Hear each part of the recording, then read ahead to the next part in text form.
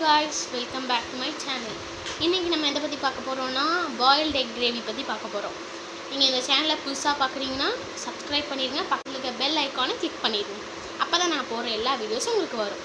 Like பண்ணுங்கள், share பண்ணுங்கள், உங்களோட கமெண்ட்ஸை கமெண்ட் பாக்ஸில் போட்டுருங்க.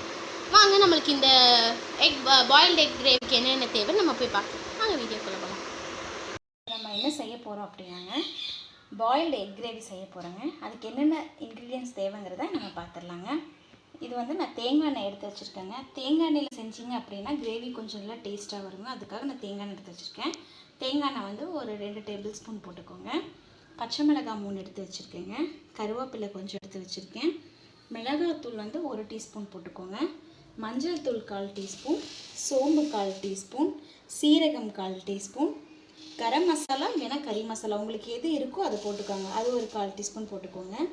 1/2 டீஸ்பூன் குறுமிளகு பொடிங்க, நான் பொடிச்சு வச்சுருக்கேன். நீங்கள் உங்கள் கடையில் அப்படியே கிடச்சிதுன்னு நீங்கள் வாங்கி கூட யூஸ் பண்ணிக்கோங்க. தேவையான அளவு உப்பு போட்டுக்கோங்க. முக்கியமான இது முட்டை. உங்களுக்கு எவ்வளோ முட்டை வேணுமோ அவ்வளோ முட்டை எடுத்து வச்சுக்கோங்க. ஒரு பெரிய வெங்காயங்க, தக்காளி ஒரு 3 தக்காளி கட் பண்ணி வச்சுருக்கேன்.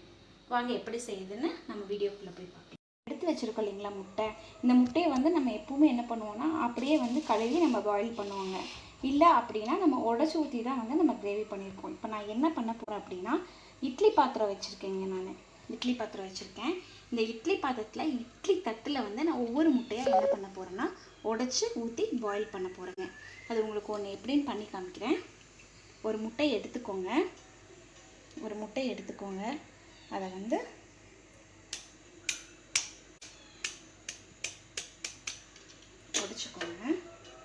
உடைச்சிட்டு அதை அப்படியே இதில் ஃபில் பண்ணிக்கோங்க. அதுக்கு முன்னாடி இந்த பிளேட்டில் வந்து கொஞ்சம் நம்ம வந்து ஆயில் தடவிக்கலாங்க. ஏன் அப்படின்னா பாயில் ஆயிடுச்சு அப்படின்னா நம்ம அந்த முட்டையை வந்து எடுக்கும்போது கொஞ்சம் ஈஸியாக நமக்கு வந்துடுங்க. அதுக்காக கொஞ்சம் ஆயில் தடவிக்கோங்க. இதுக்கு நல்லா பாயில் ஆயிடுச்சுங்க. இதை வந்து நம்ம ஒரு வேறு பிளேட்டுக்கு வந்து ட்ரான்ஸ்ஃபர் பண்ண போகிறோங்க. இதை வந்து நீங்கள் ஆயில் போட்டிருந்தீங்க அப்படின்னா ஒன்றுமே பண்ண வேண்டாங்க, எடுத்திங்கன்னா அப்படியே கரெக்டாக வந்துடுங்க.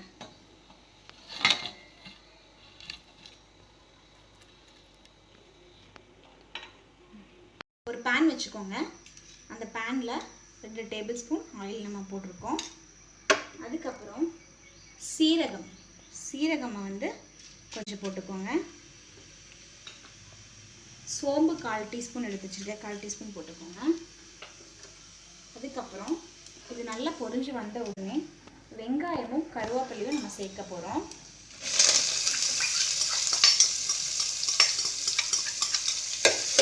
போட்டு நல்லா ஃப்ரை பண்ணிக்கோங்க.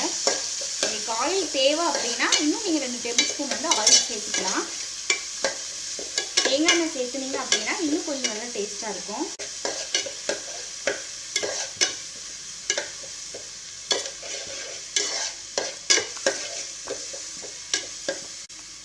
அதுக்கப்புறம் பச்சை மிளகாய் ஆட் பண்ணிக்கோங்க.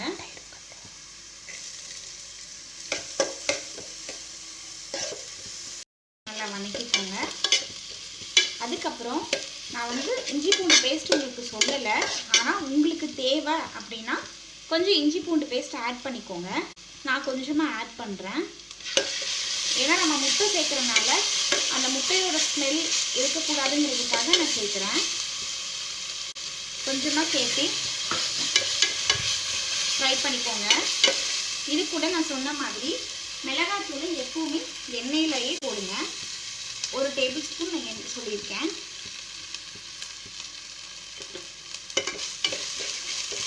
நல்லா ஃப்ரை பண்ணிக்கோங்க. அது கூட கொஞ்சம் மஞ்சள்தூள், அப்புறம் கரம் மசாலா தூள். கரம் மசாலா போட்டாலும் சரி, கறி மசாலா போட்டாலும் சரிங்க. நல்லா ஃப்ரை பண்ணிக்கோங்க. இது நல்லா ஃப்ரை ஆன உடனே நம்ம தக்காளி ஆட் பண்ண போகிறோங்க. தக்காளி நம்ம பொடி பொடியாக கட் பண்ணி வச்சுருக்கோம் இல்லைங்களா, இந்த தக்காளியை வந்து நம்ம இதில் சேர்க்க போகிறோங்க.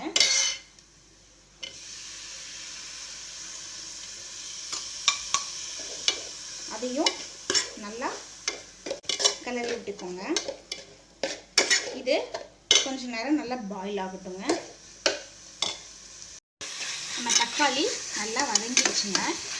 இந்த டைமில் லைட்டாக உங்களுக்கு தண்ணி வந்து நீங்கள் ஆட் பண்ணிக்கலாம். கொஞ்சமாக ஆட் பண்ணிக்கோங்க. இந்த தண்ணி வந்து ஓரளவுக்கு விட்டுங்க. கொஞ்சமாக நம்ம இப்போ ஆட் பண்ணியிருக்கோம்.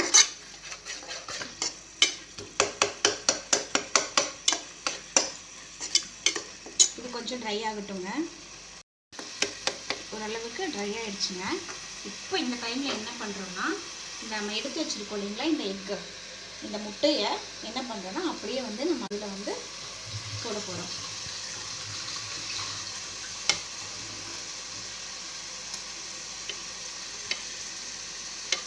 இது அப்படியே நம்ம இதில் போட்டாச்சுங்க.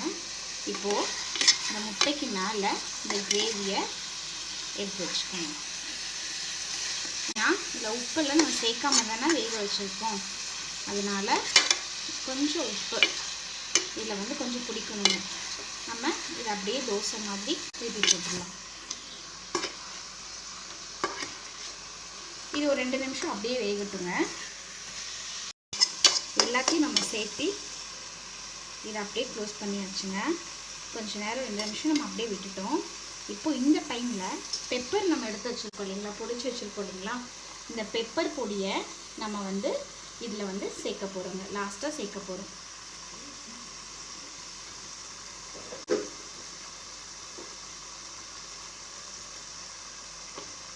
அவ்வளோதாங்க. சேர்த்து இதை அப்படியே மறுபடியும் ஒரு தடவை நம்ம கிளறி விட்டுடலாங்க.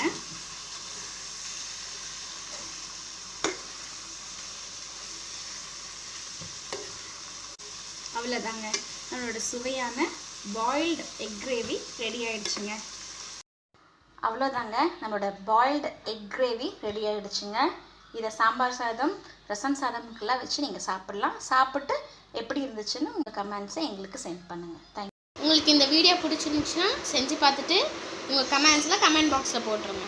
ஓகே, பாய். நம்ம அடுத்த வீடியோவில் பார்க்கலாம்.